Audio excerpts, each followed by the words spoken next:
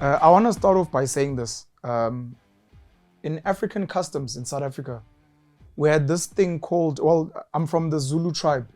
It's called umemulo for girls. It's the coming of age.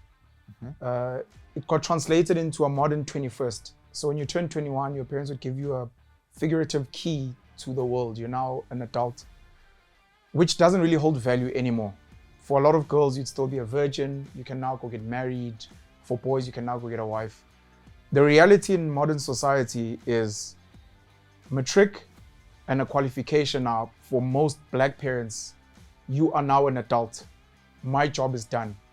That's why it's important to re-emphasize that whether to your mom or your dad, for a lot of us black African kids, getting a qualification, and that's why most black parents will never show up in their child's schooling career, their tertiary career, until they graduate. Because that is the day they are told your job as a parent is done. They show up, they spend money, they travel, they take the pictures, and they put them up for the rest of their lives, because for them, that's the validation. The fact that you won't have a job, the fact that you owe money, they almost don't care about those things. So I needed to emphasize that part, and I think it's something we will need to challenge later. When you think of the Jewish community and bar mitzvah, when you think of other communities where you become a man when you've done something of substance. Yes. Can't be enough to have a piece of paper anymore. In the past, degree meant job for life. Today, it just means you've ticked a box. My father is what I would today call a wild animal. He passed away in 2020, in February. No, thank you for the condolences, but you must please take them back. He passed away in February, and because he was a wild animal and because he was my version of Satan, I'm convinced that he left us the gift of COVID. My father was like, I'm not just gonna leave and you guys have a good time. I'm gonna make you suffer for like 2 years. But it's part of what I've learned to love so much about his existence in my life. My mom, small woman, half Indian Muslim, half black Zulu woman, believed in hard work, studying. She was a school teacher her whole life.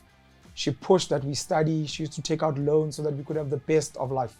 Amazing, amazing mother. My father was this wildfire.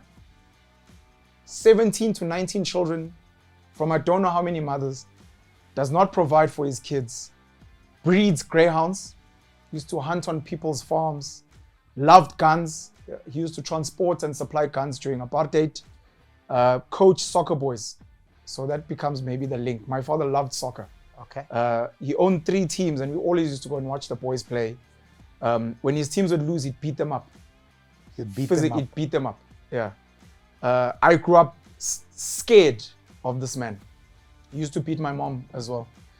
Scared of this man. On the one part, he was that, Satan, some figure. On the other side, he was extremely charismatic, which is probably how he ended up with a lot of kids. But he forced me from a very young age to navigate life differently. Number one, because I was so scared of my father, I was not scared of any other man. And 5 years before he passed away, I spent a lot of time with him, trying to understand his mind. Why were you beating my mom and other women? Why were you so obsessed with dogs? Why did you not provide for your kids? Why did you love guns? All these. My father's like the opposite of what a good man is, according to society. And I got to understand him and I almost psychologically got to defeat him.